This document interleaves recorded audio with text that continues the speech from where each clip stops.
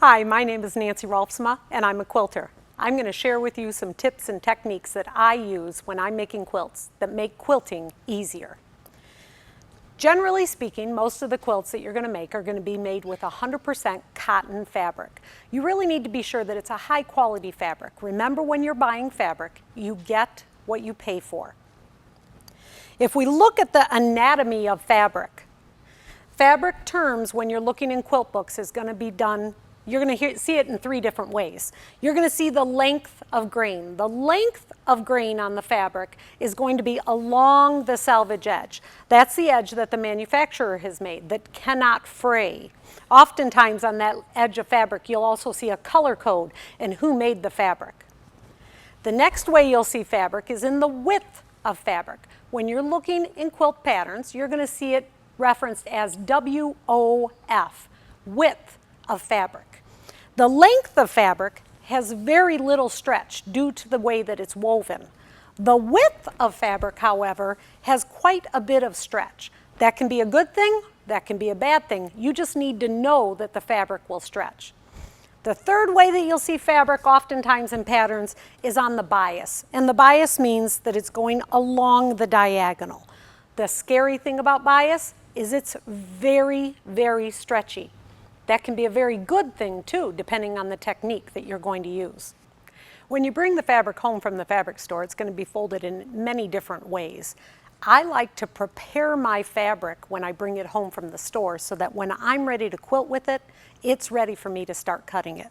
The fabrics that I'm showing over here are a palette that I've chosen for my next quilt.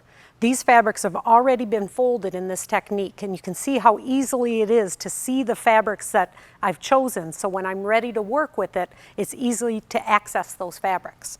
This is how I do it. I take the fabric home from the fabric store. Many times, I don't need to press it.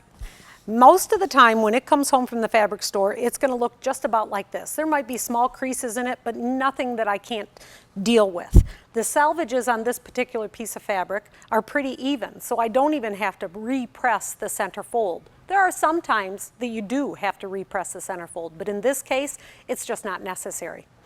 I'm going to take the fabric and hold it by its selvage edges and line those selvages up so that the fold of the fabric at the bottom is hanging smoothly. I then can lay it down in front and bring my selvage up to the fold. I like to have my selvage lining up about a ½ inch below the fold of the fabric. That way I know where it's at. If I bring the selvage past the fold, I might be farther past it on one end than on another end, and I won't know it's even. So I like to have it laying about a ½ inch below that fold. And then because I am right-handed, I'm going to start folding from the left side. If you're left-handed, you've spent your whole life doing things opposite than the way the right-handers do it, so you'll be starting from the right-hand side. Starting from the left, I'm going to fold it in about a 5-inch segment, and I'll continue to roll it till I get near the end. When I get near the end, I don't like to have these raw edges hanging out, so I will fold that inside. And now I have a little package. When I take my fabric home, I put it in the pantry. The picture you see now is how my fabrics look in the pantry. Now sometimes it does get messy, and this was the neatest part of my pantry, but you can see how I can very easily glance in the pantry and see anything, all of the different fabrics that I have. So here on the stacks, I have them all folded in this way also. This is the palette that I'm going to use for the next quilt that I'm going to make, and I can very easily see all the different fabrics. I can see that all these colors play well together.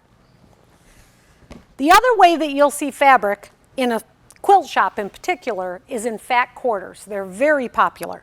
When I first started working at a quilt shop, I thought that a fat quarter meant that they took a quarter yard of fabric, a quarter yard of fabric being 42 inches long and 9 inches wide. I thought a fat quarter meant that the quilt shop owner was being very generous and she was just going to give you an extra inch of fabric, and that would make that quarter yard a fat quarter. That was wrong. That is not what a fat quarter means. A fat quarter means that they have taken a ½ yard of fabric, so 18 inches of fabric, and they have cut it on the fold. So now this piece of fabric is 18 inches wide, 22 inches long. When I bring a fat quarter home, I like to fold it like we folded it in the quilt shop so that all my fat quarters look generally the same when I store them. So I'm going to bring my raw edge up to my selvage edge and then bring the selvage edge down. So now all that raw edge is covered up. Then I'll fold in the two raw edges and fold it in half. So that's what a fat quarter would look like. The picture you see now is what my fat quarters look like when they're in my fat quarter dresser. I purchased a dresser that the drawers were just tall enough for my fat quarters to stand on end, so that when I'm looking for my fat quarters, I can just finger through all of them and find just the color that I need. I fold my fabrics that way so that they are prepared and ready for me when I want to start cutting. I'm going to show you next how to cut the fabrics in the most accurate way I know how.